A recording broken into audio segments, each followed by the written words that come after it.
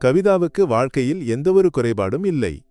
சென்னையில் ஒரு தொழிலதிபராக இருந்த ராஜீவின் மனைவியாகவள் எல்லாவித ஆடம்பரங்களிலும் வாழ்ந்தாள். கனவுகள் கூட இல்லாத ஒரு காலத்தில் அவளுக்கு கிடைத்த அதிர்ஷ்டம் ராஜீவ். அவருக்கு செல்வம், பெரிய வணிகம் மற்றும் சமூகத்தில் உயர்ந்த அந்தஸ்து இருந்தது. ஆரம்பத்தில் ராஜீவின் அன்பும் கவனிப்பும் கவிதாவை மகிழ்ச்சியடையச் செய்தது. ஆனால் திருமணம் முடிந்து பல வருடங்கள் ஆன பிறகு ராஜீவின் அன்பு பணத்திற்குள் மட்டுமே அடங்கியது என்பதை அவள் உணர்ந்தாள். எல்லாவித ஆடம்பரங்களையும் அவர் அவளுக்கு கொடுத்தார். ஆனால் ஒரு மனைவிக்கு ஒரு கணவனிடமிருந்து கிடைக்க வேண்டிய அன்பையும் அருகாமையையும் அவரால் கொடுக்க முடியவில்லை. கோடீஸ்வரரின் அரண்மனை போன்ற அவர்களின் வீட்டில் அவள் தனியாக இருந்தாள். அறைகள் முழுவதும் விலை உயர்ந்த தஞ்சாவூர் ஓவியங்களும் சிலைகளும் இருந்தன. ஆனால் அவற்றுக்கு உயிரில்லை. அவர்களுக்கு 2 குழந்தைகள் இருந்தனர். ஆனால் அவர்கள் அவளை விட செவிலியர்களுக்கும் ஆயாக்களுக்கும் நெருக்கமானவர்களாக இருந்தனர். ராஜீவ் பெரும்பாலும் வெளிநாட்டில்தான் இருந்தார். தொழில் பயணங்களுக்கு முடிவே இல்லை. தொலைபேசி அழைப்புகளில் கூட ஒரு இயந்திரத்தன்மை அவளுக்கு தோன்றியது. எல்லாம் பாதுகாப்பாக உள்ளது. உனக்கு ஏதாவது தேவையா? பணம் வங்கி கணக்கில் உள்ளது. குழந்தைகளை நன்றாக பார்த்துக்கொள். இந்த வார்த்தைகள் மட்டுமே அவருடைய பேச்சில் இருந்தன. ஒரு மாலை அவள் விசாலமான மொட்டை மாடியில் தனியாக அமர்ந்திருந்தாள். மாலையின் மங்கிவரும் வெளிச்சத்தில் சென்னை நகரம் மின்னிக் கொண்டிருந்தது. ஆனால் அவளுடைய மனதுக்கு இருட்டாக இருந்தது. பல நாட்களாக அவள் யாருடனும் சரியாக பேசவில்லை. ஒரு இயந்திரம் போல் அவள் ஒரு அறையிலிருந்து மற்றொரு அறைக்கு நடந்தாள். அவளுடைய மகிழ்ச்சி எந்த அலமாரியில் மறைத்து வைக்கப்பட்டுள்ளது என்பதை அவள் நினைவுகூர முயற்சி செய்தாள். இந்த அரண்மனை ஒரு தங்கக்கூண்டு, அதில்தான் ஒரு கைதி என்று அவளுக்கு தோன்றத் தொடங்கியது. தான் எதற்காக வாழ்கிறேன் என்ற கேள்வி அவளை மிகவும் தொந்தரவு செய்தது. ஒவ்வொரு நாளும் அவள் மிக அழகான புடவைகளை உடுத்தி முடியை அழகாக கட்டிலிப்ஸ்டிக் போட்டாள். ஆனால் அதையெல்லாம் பார்ப்பதற்கு யாரும் இல்லை. அவளுடைய கணவர் பல மாதங்களாக தொலைவில் இருந்தார். குழந்தைகள் அவர்களுடைய உலகில் இருந்தனர். வேலைக்காரர்கள் அவர்களுடைய வேலைகளில் இருந்தனர். இதெல்லாம் எதற்காக? அவள் கண்ணாடிக்கு முன் நின்று தன்னையே கேட்டுக்கொண்டாள். இந்த அழகு, இந்த வாழ்க்கை யாருக்காக? அந்த கேள்விக்கு பதில் இல்லை. சுந்தரனின் வருகை. ஒரு நாள் காலை வழக்கத்திற்கு மாறான ஒரு கூச்சல் சமையலறையிலிருந்து கேட்டு கவிதா அங்கே சென்றாள். வழக்கமாக அவள் சமையலறைக்கு செல்வதில்லை. வீட்டு வேலைக்காரர்கள் யாராவது சண்டை போட்டிருப்பார்கள் என்று அவள் நினைத்தாள். அங்கே ஒரு புதிய வேலைக்காரன் நின்றிருந்தான். பார்வைக்கு இளைஞன். உயரமான உடலும் அமைதியான கண்களும் கொண்ட ஒருவன். சாதாரண வேலைக்காரர்கள் செய்வது போல் அவன் தலையை குனிந்து நிற்கவில்லை. அவன் அவளை நேராக பார்த்தான். அந்த பார்வையில் ஒரு மரியாதை குறைவோபயமோ அவள் காணவில்லை. மாறாக ஒருவித அமைதியையும் அலட்சியத்தையும் அவள் கண்டாள். மேடம், இவன் புதிய வேலைக்காரன். இவன் பெயர் சுந்தரன். சமையலறை பொறுப்பாளர் அறிமுகப்படுத்தினார். அவனுக்கு 60 வயதாகிவிட்டது என்று சொன்னால் யாரும் நம்ப மாட்டார்கள். கவிதா ஆச்சரியத்துடன் அவனை பார்த்தாள். 60 வயதா? அவளால் அதை நம்ப முடியவில்லை. அவனுடைய முகத்தில் ஒரு சுருக்கம் கூட இல்லை. இந்த வீட்டில் உள்ள மற்ற எல்லா வேலைக்காரர்களைப் போலவும் அவன் உடனடியாக தலையை குனிந்து நிற்பான் என்று அவள் நினைத்தாள். ஆனால் அவன் நிமிர்ந்து நின்றான். இது அவளுடைய உள்ளத்திலிருந்த ஆணவத்தை புண்படுத்தியது. கவிதா மனதிற்குள் சொல்லிக்கொண்டாள், நான் ஒரு செல்வந்தரின் மனைவி. அதனால்தான் நீ என்னை மதிக்க வேண்டும். அன்றிலிருந்து கவிதா அந்த வேலைக்காரனை கவனிக்கத் தொடங்கினாள். அவனுக்கு தன்னுடைய அழகில் எந்தவொரு கவனமும் இல்லை என்பதை அவள் புரிந்து கொண்டாள். எவ்வளவு விலை உயர்ந்த புடவைகளை உடுத்தினாலும், எவ்வளவு புன்னகைத்தாலும் அவன் தன்னுடைய வேலையில் மட்டுமே கவனம் செலுத்தினான். முற்றத்தை துடைக்கும்போதோ செடிகளுக்கு தண்ணீர் ஊற்றும்போதோ கூட அவனுடைய கண்கள் தரையில் பதிந்திருந்தன. ஒருமுறை கூட அவன் அவளை பார்க்கவில்லை. இது கவிதாவை மேலும் சங்கடப்படுத்தியது. அவள் வேண்டுமென்றே அவனை கவனிக்க முயற்சி செய்தாள்.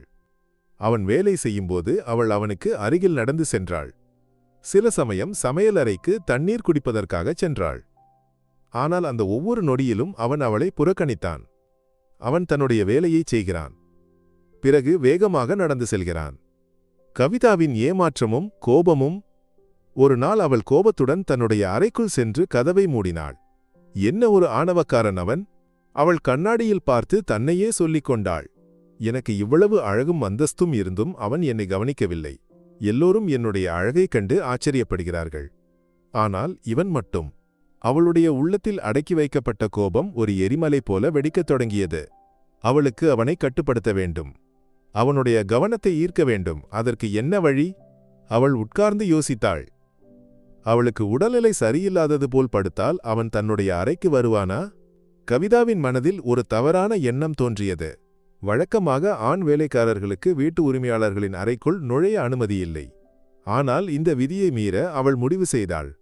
அவள் தன்னுடைய முடியை கலைத்துவிட்டு கண்களுக்கு கீழே ஒரு கருப்பு மை பூசி சுவரில் தலை சாய்த்து படுத்தாள். வேலைக்காரியை அழைத்து அவள் சொன்னாள், எனக்கு பயங்கரமான தலைவலி. அந்த புதிய வேலைக்காரனிடம் கொஞ்சம் வெந்நீர் கொண்டு வரச் சொல்லுங்கள். வேலைக்காரி ஆச்சரியத்துடன் அவளை பார்த்தாள். வழக்கமாக அவர்களுக்கு என்ன தேவை என்றாலும் செவிலியர்களிடம்தான் சொல்வது வழக்கம். ஆனால் வேலைக்காரி கீழ்ப்படிந்தாள். அதிக நேரம் ஆகாமல் அவளுடைய அறையின் கதவில் ஒரு தட்டு சத்தம் கேட்டது. அவள் இதயத் துடிப்புடன் உள்ளே வாருங்கள் என்று சொன்னாள். கதவை திறந்து அவன் உள்ளே வந்தான். ஒரு ஸ்டீல் டம்ளரில் வெந்நீருடன் அவன் அவள் முன் நின்றான். கவிதா அவனை பார்த்து, நீங்கள் ஏன் என்னுடைய முகத்தை பார்க்கவில்லை? என்னிடம் உங்களுக்கு மரியாதை இல்லையா? மேடம் என்னை வேலைக்காரனாகத்தான் நியமித்தார்கள். என்னுடைய வேலைதான் என்னுடைய மரியாதை. அவன் தலையை குனிந்து கொண்டு சொன்னான். அவளுக்கு கோபம் வந்தது. உங்களுடைய பெயர் என்ன? அவள் கோபத்துடன் கேட்டாள். சுந்தரன். அவளுக்கு அந்த பெயர் ஞாபகம் இருந்தது. நீங்கள் சாதாரண வேலைக்காரர்களைப் போல இல்லை இல்லையா? நான் ஒரு சாதாரண மனிதன்தான் மேடம். இப்போது என்னால் இந்த அறையில் அதிக நேரம் நிற்க முடியாது. நீங்கள் தண்ணீர் குடியுங்கள். அவன் டம்ளரை மேசை மேல் வைத்துவிட்டு திரும்பி நடந்தான். கவிதாவால் அவனை தடுக்க முடியவில்லை.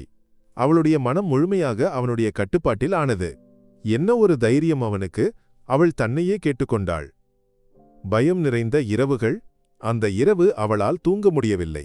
அவளுடைய உள்ளத்தில் இருந்த கோபம் பயமாக மாறத் தொடங்கியது. அவள் வேலைக்காரனின் அறைக்கு ரகசியமாகச் செல்ல முடிவு செய்தாள். அவனுடைய அறையில் ஏதாவது ரகசியம் உள்ளதா? என்னதான் அவனுடைய நடத்தைக்கு பின்னால் உள்ள காரணம்? அவள் மெதுவாக அறைக்கு வெளியே இறங்கி வேலைக்காரர்களின் அறைகள் இருக்கும் பகுதிக்கு நடந்தாள். அவன் அறைக்கு வெளியே போவதைக் கண்டாள். அவள் உடனடியாக சமையலறைக்கு ஓடினாள். அங்கே ஒரு மேஜையில் சாய்ந்து நின்றாள். அவள் தன்னுடைய அறையில் இல்லை என்று அவன் புரிந்து கொள்ளும்போது பதற்றமடைவான் என்று அவள் நினைத்தாள். அதிக நேரமாகாமல் அவன் சமையலறைக்கு வந்தான். அவள் அங்கே இருக்கிறாள் என்று கண்டதும் அவன் ஆச்சரியத்துடன் கேட்டான், மேடம் இந்த இரவில் இங்கே? எனக்கு தாகம் எடுத்தது. ஒரு டம்ளர் தண்ணீர் எடுக்க வந்தேன், அவள் சொன்னாள். நான் தண்ணீர் கொண்டு வரத்தான் வந்தேன், அவன் சொன்னான். உங்களுடைய அறையில் யாரும் இல்லாததை பார்த்தபோது நான் பதற்றமடைந்தேன். அவன் தேவையில்லாமல் கவலைப்படுவதைக் கண்டதும் ஒரு சிரிப்பு வந்தது. நன்றி, அவள் சொன்னாள். அந்த நாள்தான் எல்லாவற்றின் தொடக்கம். ஒவ்வொரு இரவும் அவன் அவளுடைய அறைக்கு வரத் தொடங்கினான். அவள் தூங்குவது போல் நடிப்பதை பார்த்து அவன் அறைக்குள் நுழைந்தான். அவள் பயந்து அசைக்க கூட முடியாமல் படுத்திருந்தாள். அவன் அவளுக்கு அருகில் வந்தான். அவளுடைய தலையிலோ நெற்றியிலோ அவன் மிகவும் அமைதியாக தொட்டான். அந்த தொடுகை வித்தியாசமாக இருந்தது. அது விரல்களின் வழியாக ஒரு மின்சாரம் போல் அவளுடைய உடல் முழுவதும் பரவியது. அவள் அதிர்ந்து போனாள். ஆனால் பயம் காரணமாக அவள் அசையவில்லை. மெதுவாக மெதுவாக அவளுக்கு அவனை பார்த்து பயம் வரத் தொடங்கியது. அவள் கணவரை அழைத்து ஒரு வேலைக்காரியை கேட்டாள். ஆனால் கணவர் அவளை மிரட்டினார். தன்னுடைய வேலைக்காரன் நல்லவன் என்றும் தனக்கு ஒரு உதவியாளர் போதும் என்றும் அவர் சொன்னார். ராஜீவின் வார்த்தைகள் கவிதாவின் உள்ளத்தில் ஒரு புயல் போல வீசின. நல்லவனான வேலைக்காரன் என்ற அவருடைய வார்த்தைகள் அவளை மேலும் பயமுறுத்தின. அந்த இரவுகளில் அவளால் தூங்க முடியவில்லை. கணவரிடம் விஷயங்களை வெளிப்படையாகச் சொல்ல முயற்சித்தாலும் அவர் அவளை நம்பவில்லை. கணவரின் இல்லாத நேரத்தில் வேலைக்காரன் தன்னுடைய அதிகாரத்தை தவறாக பயன்படுத்துகிறான் என்று அவள் பயந்தாள். ஒவ்வொரு இரவும் அவளுடைய மனம் ஒருவித பயத்திலானது. வேலைக்காரன் அவளுடைய அறைக்கு வருவான் என்று அவள் காது கொடுத்து கேட்டுக்கொண்டு படுத்திருந்தாள். அவனுடைய காலடி ஓசை கதவருகில் நிற்கும்போது அவளுடைய இதயத்துடிப்பு அதிகமாகும். அவனுடைய விரல்கள் அவளுடைய உடலில் படும்போது ஒருவித பயம் அவளை மறத்துப் போகச் செய்தது. அந்த தொடுகை ஒரு சிகிச்சையா அல்லது வேறு ஏதேனும் தவறான நோக்கம் உள்ளதா என்று அவளுக்கு புரியவில்லை. அவளுக்குச் சுற்றியுள்ள எல்லோரையும் அவள் சந்தேகத்துடன் பார்க்கத் தொடங்கினாள். வேலைக்காரர்கள், குழந்தைகள், ஏன் இந்த வீடும் கூட ஒரு சிறைச்சாலை போல் அவளுக்கு தோன்றியது. இனி எனக்கு எந்த உதவியும் வேண்டாம் என்று சொல்ல கணவரை மீண்டும் அழைத்தபோது அவர் கோபப்பட்டார். உனக்கு என்னதான் வேண்டும்? எல்லா வசதிகளும் உள்ளன. உனக்கு ஏன் இவ்வளவு கஷ்டம்? அவர் கேட்டார். இது கவிதாவை முழுமையாக தனிமைப்படுத்தியது. அவளுடைய பயம் ஒரு பைத்தியமாக வளரத் தொடங்கியது. அவளுக்கு அந்த வேலைக்காரனின் அருகாமை கூட பயமாக இருந்தது. அவன் சமையலறையிலிருந்து நடந்து செல்லும்போது அவள் பயந்து ஒதுங்கி நிற்பாள். ஒருவித மனநோயாளியாக அவள் தன்னைத்தானே நினைத்தாள். உண்மை வெளிப்படுகிறது. ஒரு நாள் ராஜீவ் தொலைபேசியில் அழைத்து அவளை ஷாப்பிங் செல்ல வற்புறுத்தினார். ராஜீவின் வற்புறுத்தல் காரணமாக அவள் போகலாம் என்று ஒப்புக்கொண்டாள். ஆனால் அவளுடைய மனம் அமைதியற்று இருந்தது. வேண்டுமென்றே ஷாப்பிங்கை முன்கூட்டியே முடித்து அவள் வேகமாக வீட்டுக்கு திரும்பினாள். வீட்டுக்கு வந்தபோது காரை போட்சில் நிறுத்தியவள் சத்தம் போடாமல் உள்ளே நுழைந்தாள். கணவரின் அறையிலிருந்து பேச்சு சத்தம் கேட்டது. அவள் கதவருகில் சென்று மறைந்து நின்று கேட்டாள். சார், இனி இந்த சித்தா சிகிச்சை தேவையில்லை என்று தோன்றுகிறது. மேடமின் நோய் எதிர்ப்பு சக்தி அதிகரித்துள்ளது, வேலைக்காரன் சொன்னான். அப்படிச் சொல்லாதே சுந்தரன். நீ செய்யும் சிகிச்சைகள் பலன் தருகின்றன என்று எனக்கு தெரியும். அவளுடைய நோய் குணமாகியே ஆக வேண்டும், ராஜீவ் சொன்னார். அது ஒரு நோய் அல்ல சார். சில சமயம் அது இயற்கையான ஒரு தடையாக இருக்கலாம். நான் செய்யும் விஷயங்கள் அதை கடக்கத்தான், சுந்தரன் அமைதியாக சொன்னான். கவிதாவுக்கு தலை சுற்றுவது போல் தோன்றியது நோய் சிகிச்சை. அவர்கள் எதை பற்றி பேசுகிறார்கள்? அவளுக்கு எந்த ஒரு குறிப்பும் கிடைக்கவில்லை. அந்த நாள்தான் அவள் ஒரு மருத்துவரை சந்திக்க முடிவு செய்தாள். யாரிடமும் சொல்லாமல் அவள் ரகசியமாக மருத்துவமனைக்குச் சென்றாள். மருத்துவரை சந்தித்தாள். எல்லா விஷயங்களையும் வெளிப்படையாகச் சொன்னாள். டாக்டர் சில சோதனைகளை செய்தார். கவிதா, நீங்கள் கர்ப்பமாக இருக்கிறீர்கள், டாக்டர் மகிழ்ச்சியுடன் சொன்னார். அந்த செய்தியை கேட்டு கவிதா அதிர்ந்து போனாள். அவளுடைய மனதில் ஒரு மின்னல் போல ஒரு எண்ணம் கடந்து சென்றது. யார் இந்த குழந்தையின் அப்பா? அவளுக்கு பைத்தியம் பிடிப்பது போல் தோன்றியது. அவளால் எதுவும் புரிந்து கொள்ள முடியவில்லை. அந்த செய்தியை கேட்டு அவள் வீட்டுக்கு திரும்பி காரை ஓட்டினாள். அவளுடைய தலையில் நிறைய கேள்விகள் சுற்றின. கணவர் வெளிநாட்டில் இருந்தபோது தனக்கு எப்படி கர்ப்பமாக முடியும்? இந்த வேலைக்காரனா அவனுடைய தொடுதல்கள்? அவளுக்கு தலைவலியை தாங்க முடியாமல் காரை சாலையின் ஒரு பக்கத்தில் நிறுத்தினாள். திடீரென அவளுடைய மனதில் ஒரு எண்ணம் வந்தது. கடந்த 10 வருடங்களாக அவளுக்கு குழந்தைகள் இல்லை. அதற்காக அவள் பல மருத்துவர்களையும் சந்தித்தாள், பல சிகிச்சைகளையும் செய்தாள். அதெல்லாம் பலனளிக்கவில்லை. அன்று ராஜீவ் அவளிடம் சொன்னது நினைவுக்கு வந்தது. நாம் எல்லாவற்றையும் ஒன்றாக எதிர்கொள்ளலாம் கவிதா. நான் எல்லாவற்றுக்கும் உன்னுடன் இருப்பேன். இருந்தும் கடந்த 6 மாதங்களாக அவள் எந்த மருத்துவரை சந்திக்கவில்லை. அவளுக்கு எந்த ஒரு நோயும் இல்லை. பிறகு எதற்காக வேலைக்காரன் அவளுக்கு சிகிச்சை அளித்தான்? அவளுடைய கணவர் எதற்காக அவனை இங்கே வைத்திருந்தார்?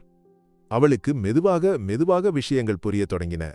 சுந்தரன் ஒரு வேலைக்காரன் அல்ல, ஒரு குறிப்பிட்ட சித்தா சிகிச்சை முறையை அறிந்த ஒரு வைத்தியன். மக்கள் அறியாமல் ரகசியமாக சிகிச்சை அளிக்கும் ஒருவன். அவனுடைய ஒவ்வொரு தொடுகையும் சக்தி சிகிச்சை, எனர்ஜி ஹீலிங் ஆയിരുന്നു. பல வருடங்களாக சிகிச்சை அளித்தும் கர்ப்பம் தரிக்க முடியாமல் கஷ்டப்பட்ட அவளுக்காகத்தான் ராஜீவ் ரகசியமாக இந்த வைத்தியனை வீட்டிற்குள் கொண்டு வந்தார். தான் வேலைக்காரனை ஈர்க்க முயற்சி செய்தபோது அவன் அவளுடைய ஆணவத்தை பார்க்கவில்லை, அதற்கு பதிலாக அவளுடைய நோயை பார்த்தான். ராஜீவின் அன்பின்மை ஒரு நாடகம் அல்ல. ஒரு குழந்தை வேண்டுமென்று அவளுக்கும் அதன் மகிழ்ச்சியை அவளுக்கு கொடுக்க வேண்டுமென்று கணவருக்கும் ஆசையிருந்தது. அதற்காகத்தான் ராஜீவ் எல்லா விஷயங்களையும் ரகசியமாகச் செய்தார். தன்னுடைய கணவரின் மௌனமான அன்பையும் கவனிப்பையும் அவள் உணர்ந்தாள். இந்த அரண்மனை தங்கக்கூண்டு அல்ல, ஒரு பாதுகாப்பான இருப்பிடம். மகிழ்ச்சி நிறைந்த வாழ்க்கை. மனதில் இருந்த பாரம் அனைத்தையும் இறக்கி வைத்துவிட்டு அவள் வீட்டுக்கு காரை ஓட்டினாள். அவள் வேகமாக வீட்டுக்கு வந்தாள். சுந்தரனின் அறைக்கு ஓடிச் சென்றாள். அவள் அறைக்குள் நுழைந்தபோது சுந்தரன் ஆச்சரியத்துடன் அவளை பார்த்தான். மேடம், நீங்கள் எதற்காக இங்கே? என்னை நிஜமாகவே சிகிச்சை அளித்துக் கொண்டிருந்தீர்களா? அவள் கேட்டாள். அவன் புன்னகைத்தான். ஆமாம் மேடம், உங்களுடைய மனதிற்கும் உடலுக்கும் சக்தி தேவைப்பட்டது. அது மட்டும்தான் நான் செய்தேன். அவளுக்கு வெட்கம் தோன்றியது. தன்னுடைய ஆணவமும் சுயநலமும் காரணமாகத்தான் ஒரு பெரிய தவறான புரிதலில் வாழ்ந்தாள் என்பதை அவள் உணர்ந்தாள். அவன் காலில் விழுந்து மன்னிப்பு கேட்டாள். என்னை மன்னித்து விடுங்கள். நான் உங்களை ஒரு வேலைக்காரனாகத்தான் பார்த்தேன். நான் மிகவும் மோசமாக நடந்து கொண்டேன். நான் மிகவும் வேதனைப்பட்டேன், அவள் அழுது கொண்டு சொன்னாள். சுந்தரன் அவளை எழுப்பிவிட்டான். மேடம், நீங்கள் செய்ததெல்லாம் தவறில்லை. நீங்கள் என்னுடைய நோயாளி. உங்களுடைய மனம் மகிழ்ச்சியில் இல்லை. அதனால்தான் உங்களுக்கு நோய் வந்தது. அந்த வார்த்தைகள் கவிதாவின் இதயத்தை தொட்டன. அந்த இரவில் அவள் கணவரிடம் பேசினாள். எல்லாவற்றையும் வெளிப்படையாகச் சொன்னாள். அவர்களுடைய உறவு மேலும் ஆழமானது. அவர்களுடைய அன்பு மேலும் வலிமையானது. கவிதாவின் அரண்மனையில் மகிழ்ச்சியும் அமைதியும் நிறைந்தது. அவள் ஒரு குழந்தையை பெற்றெடுத்தாள். வேலைக்காரன் அந்த வீட்டில் அவளிடம் மிகவும் நெருக்கமான ஒருவனாக மாறினான். அவனை ஒரு வேலைக்காரனாக அல்ல, மாறாக தன்னுடைய வாழ்க்கையை மாற்றிய ஒருவனாக அவள் பார்க்கிறாள். அவளுக்கு வாழ்க்கையில் கிடைக்காத அன்பையும் மகிழ்ச்சியையும் அவன் அவளுக்கு திரும்ப கொடுத்தான்.